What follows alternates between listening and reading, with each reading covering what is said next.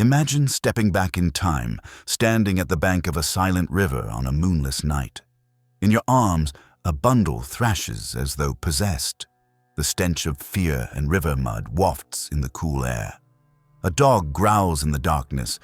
A monkey screeches from within. A snake hisses. A rooster crows a terrified protest. And inside the sack, a man is desperate for breath. This is no nightmare. This is ancient Roman justice at its darkest, a punishment so horrific it defies belief. The man trapped inside has committed the unspeakable crime of parricide, killing his own father or mother, and now he's about to pay for it. In ancient Rome, some laws were so sacred that betrayal of one's family demanded vengeance beyond comprehension. The Romans believed family bonds were sacred, more sacred than any emperor or any army. Betray that bond, and the law demanded retribution beyond your wildest fears. You can almost hear the man howling for mercy as the heavy sack is tied shut around him. We see the whip that has marked his back, the rough leather bite of clogs forced onto his feet. His head is covered by a wolf's hide. The acrid aroma of sweat, blood, and terror clings to him like a second skin. He thrashes inside, claws and fangs sinking into flesh.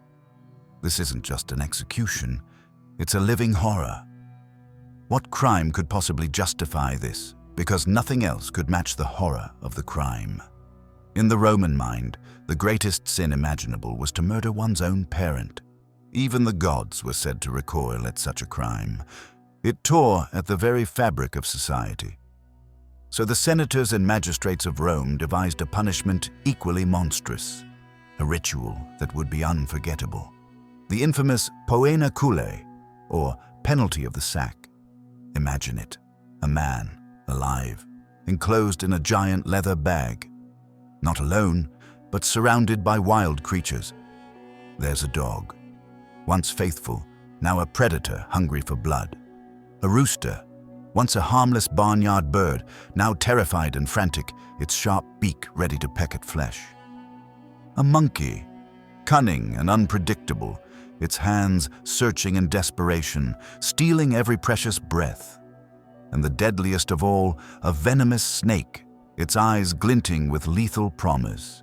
Each animal is a nightmare incarnate, each one intent on killing. The man inside knows none of this yet except by the terror in his bones. The man inside is blind to the specifics. He hears snarls and screeches from every direction. He feels the brute force of teeth and claws pressing against him. Is that the bite of the dog on his calf? Is that the monkey's claw raking across his cheek?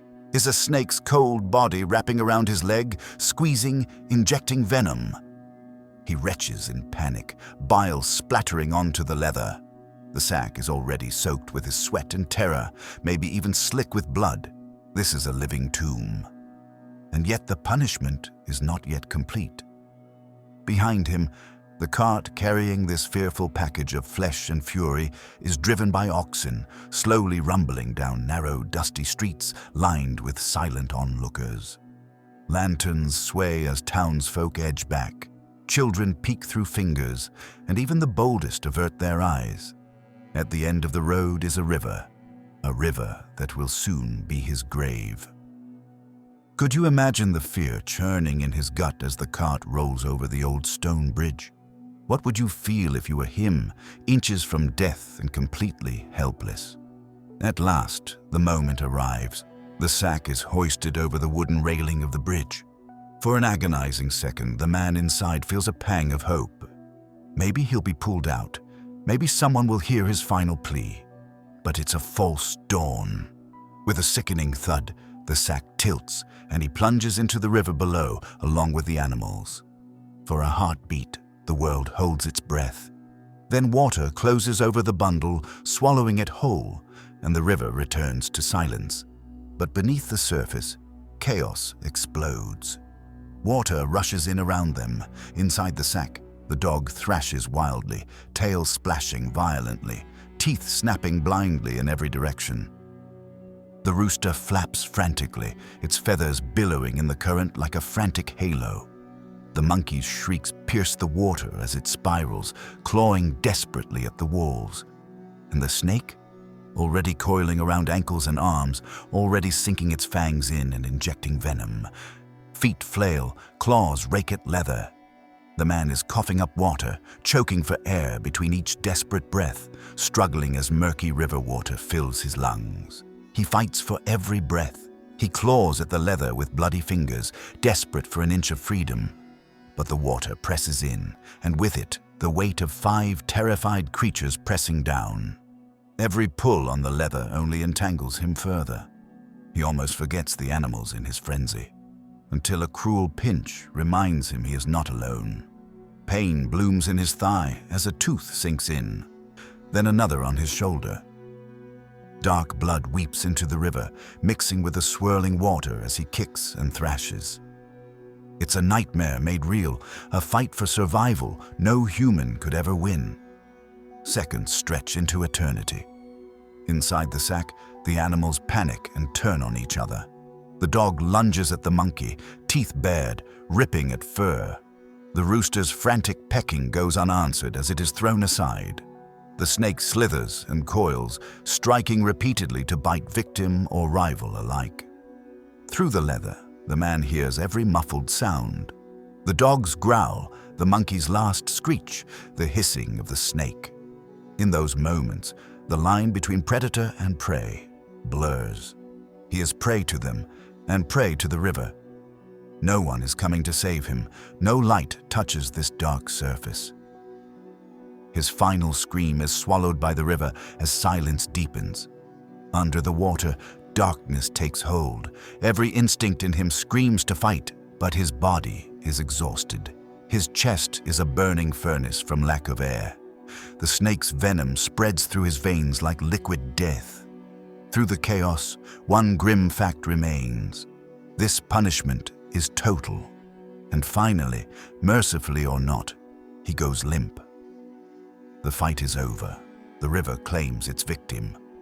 Minutes pass before the sack breaks the surface again, floating upside down. Limbs, fur, feathers, a grotesque wreath of death drift away on the current. Townsfolk will tell the story of what just happened, though none will speak of it out loud. Pause here and let that image sink in. The horror is undeniable. If Rome's goal was to make a spectacle of fear, this was their masterpiece, an execution that left onlookers in stunned silence and choked with dread. Behind the still waters, imagine the crowd recoiling in shock, even the heavens holding their breath. Why go through all this? Why seal a man alive with ferocious animals? The answer lies in fear and respect. Romans honored the household, the familiar, above all else. A child's violent betrayal of parents wasn't just murder, it was sacrilege. To punish such a crime, the law demanded a punishment equally grotesque. It had to be unforgettable, terrifying, final. And it was. Interestingly, Rome didn't invent the sack immediately. In fact, some early records hint parricides were once executed in simpler ways. But over time, tales of cunning and cruelty grew. By the empire's height, Poena Cullei was fully ritualized. The condemned was paraded through the city in a custom known as vindicta, his body whipped with rods dipped in blood.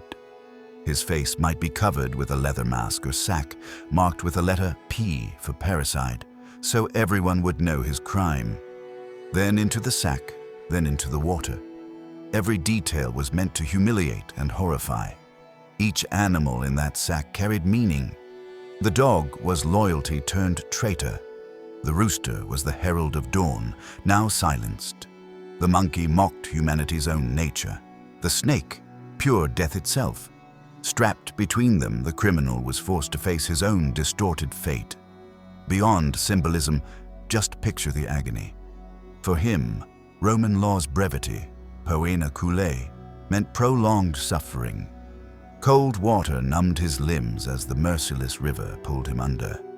The animals, once alive and ferocious, eventually drowned too. Some accounts even suggest a barber's pole or hot coal might be forced onto his corpse afterward to ensure death. In a grotesque twist, every creature in that sack perished because of his crime. Look at it this way.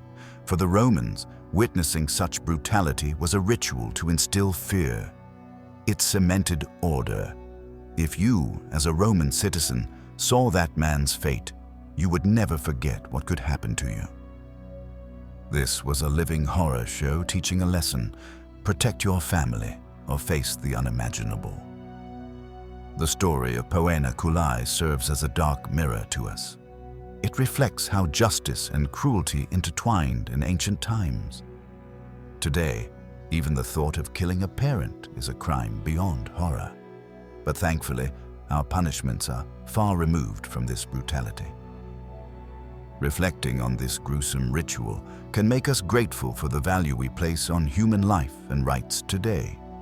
So next time you see a calm family scene, remember that ancient Rome once responded to such peace, betrayed with its own heart of darkness.